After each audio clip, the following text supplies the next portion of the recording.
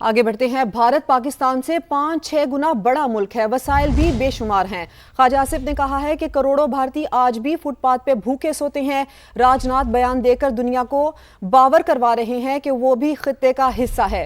पाकिस्तान इस वक्त सारी दुनिया की तवज्जो का मरकज बना हुआ है। ख्वाजा आसिफ की जानिब से कहा गया है कि भारत किसी को मुंह दिखाने के लिए तैयार नहीं है। भारत पाकिस्तान से 5-6 गुना बड़ा मुल्क है, वसाइल भी बेशुमार हैं, लेकिन वहां पर करोड़ों भारतीय आज भी फुटपाथ पर भूखे सोते हैं।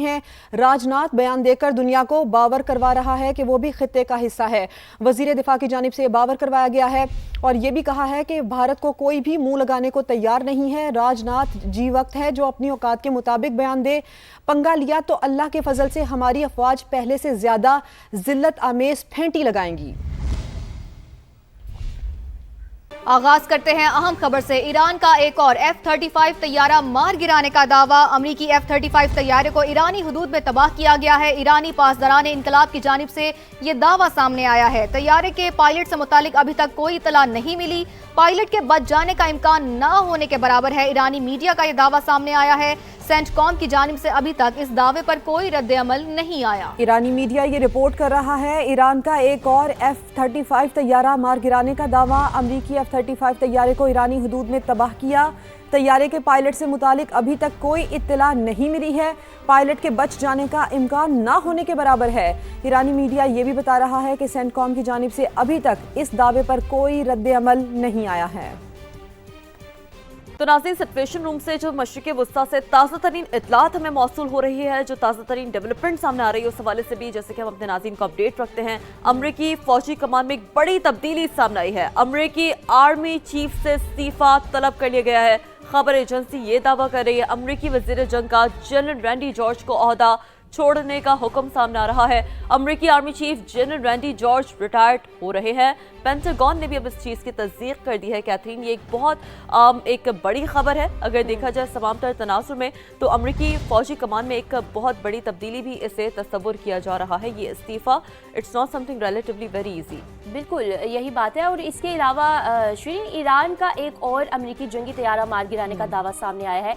जज़ीरा कुशम के जनूबी इलाके में तैयारे को निशाना बनाया गया है। पासदारान इनकलाब की जानिब से कहा गया है अमरीकी सेंटकॉम ने ईरानी दावे की तरदीद कर दी है। तमाम अमरीकी लड़ाका तैयारे महफूज है, अमरीकी सेंटकॉम की जानिब से ये कहा गया है। बिल्कुल, तो एक जानिब तो देखें ईरान का दावा है, फिर दूसरी जानिब इसकी तरदीद या तस्दीक जो एक रवायती तौर पर बहरहाल होता है, वो हम देख रहे हैं कि सामने आ रही है। ये चीज़ें तो बौखलाहट का शिकार अमेरिका और इसराइल अब ईरान में सिविल इंफ्रास्ट्रक्चर को निशाना बना रहा है।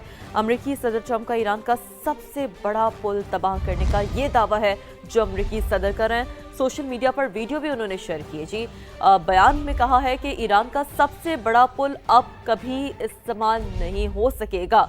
ट्रंप ने खबरदार किया है कि मजीद कार्रवाइयाँ जारी रहेंगी। ईरान मुज़ाकरात कर ले इससे पहले कि देर हो जाए। एक दफ़ा फिर उन्होंने कहा है, थोड़ा सा ज़रा नाज़रीन को एक दफ़ा फिर हम गुज़िश्ता रोज़ जो उन्होंने खिताब किया वो भी हम ज़रा बात कर लेते हैं। ये कल भी उन्होंने यही बात की थी कि ईरान नेगोशिएट कर ले तो फिर मामलात कुछ थम सकते हैं।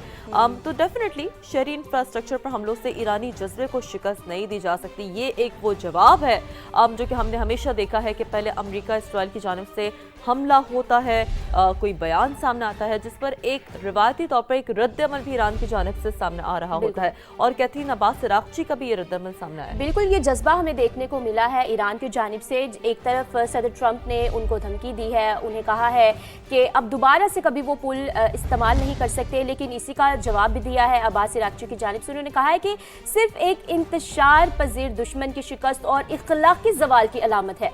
हर पुल और इमारत को दोबारा मजबूत बुनियादों पर बनाया जाएगा। तो ये ईरान की जानिब से जवाब दिया गया है अमेरिका को।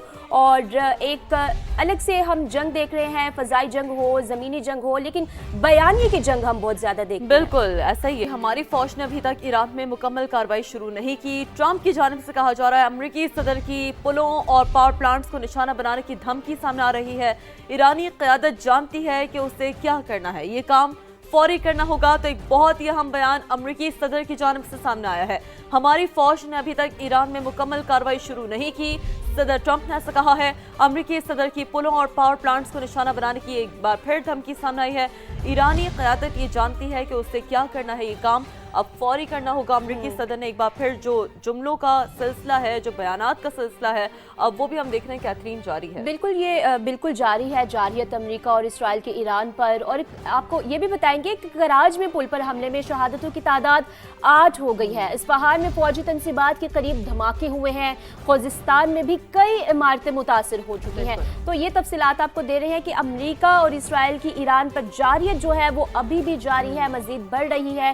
کراج میں پل پر جو حملہ ہوا ہے اس میں شہادتیں ہوئی ہیں اور ان شہادتوں کی تعداد جو ہے وہ 8 ہو گئی ہے، جبکہ اصفہان میں فوجی تنصیبات کے قریب دھماکے ہوئے ہیں۔ خوزستان میں بھی کئی عمارتیں متاثر ہوئی ہیں۔ بالکل ایسا ہی ہے۔ تو پہلے ہم نے آپ کو بتایا کہ امریکی صدر کا ایک بیان سامنے آیا، جس کے بعد جو ڈیفینیٹلی جو جارحیت کا سلسلہ ہے امریکہ اور اسرائیل کی جانب سے وہ بھی جاری ہے، اور اس تمام تر معاملے میں ڈیفینیٹلی ایران کی جانب سے بھی ایک جوابی وار سامنے آتا ہے۔ صہیونی ریاست پر میزائل داغتے یہ تل ابیب سمیت مختلف شہروں میں سائرن بج اٹھے۔ یہ پاسداران انقلاب کا USS ابراہم لنکن کو نشانہ بنانے کا دعویٰ۔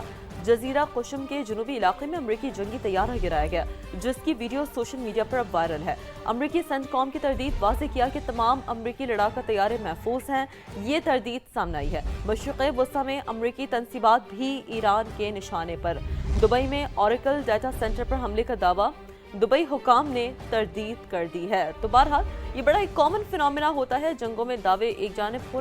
اپرائز کیا گیا تھا صوبوں کو کہ کیا سچویشن ہے اور وفاقی حکومت کیا فیصلے لینا چاہتی ہے، اور یہ کوشش کی کہ مل کے وہ فیصلے لیے جائیں۔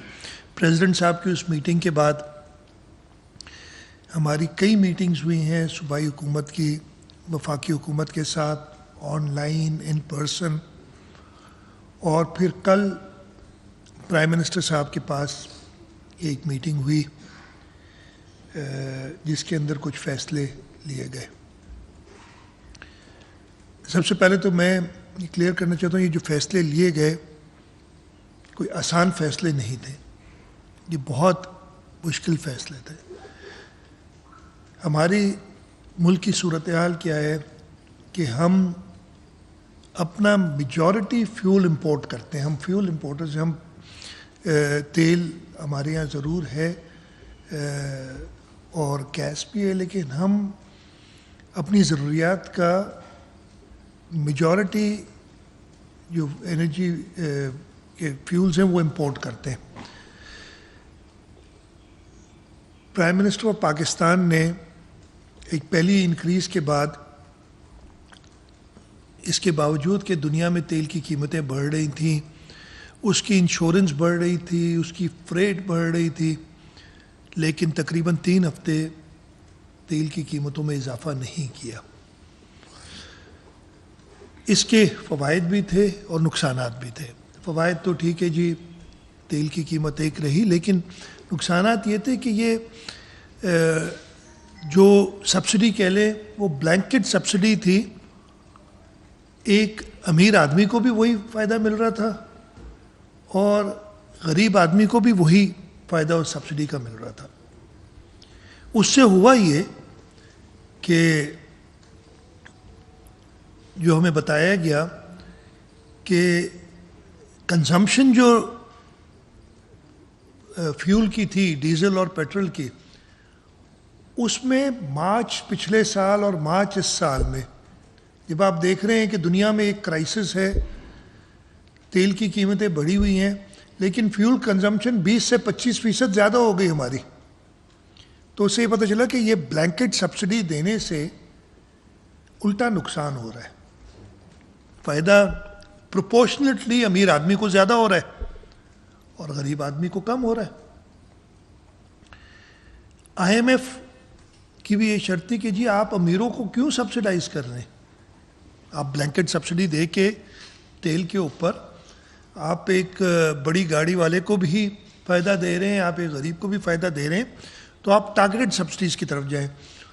حکومت سندھ اور باقی وفاقی حکومت اور صوبائی حکومتوں کا بھی یہ خیال تھا کہ آپ نے ٹارگیٹڈ سبسڈیز دینی ہے تاکہ جو ریسورس آپ کے پاس اویلیبل ہے، کوئی نہیں چاہتا کہ قیمتیں بڑھائے، لیکن اگر آپ قیمتیں نہیں بڑھائیں گے تو وہ جو آپ کے اوپر قرضہ چڑھتا چلا جائے گا وہ بھی میں نے آپ نے دینا ہے، یعنی غریب آدمی نے بھی دینا ہے، امیر آدمی بھی دینا ہے۔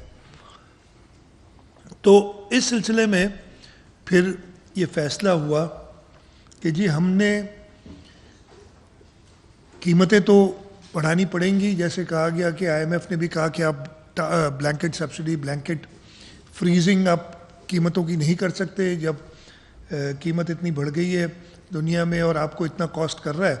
ہاں آپ جو آپ کے پورسٹ پور ہیں یا جو لوگ اس سے افیکٹ زیادہ ہو رہے ہیں ان کو آپ اسکیم بنائیں. چاروں صوبوں نے اپنے اپنے تجاویز دیں، اس پہ کافی بحث مباحثہ بھی ہوا. کل بھی میرے خیال ہے 6-7 گھنٹے میٹنگ چلی. فائنلی جس پہ اگریمنٹ کی گئی کہ ہم 1 مہینے کے لیے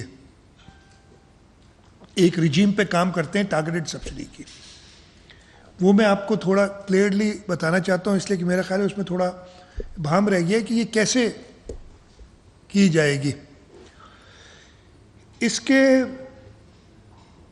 4 کمپوننٹس ہیں، میں ان چاروں کو باری باری بتا دیتا ہوں. 2 کمپوننٹ ایڈمنسٹر صوبوں نے کرنے ہیں، اور اس میں صوبے اپنی طرف سے اور بھی کچھ ایڈیشنز کر سکتے ہیں جو کہ اس کے بارے میں میں بتاؤں گا کہ صوبہ سندھ کے لیے ہماری کیا تجاویز ہیں. ایک کمپوننٹ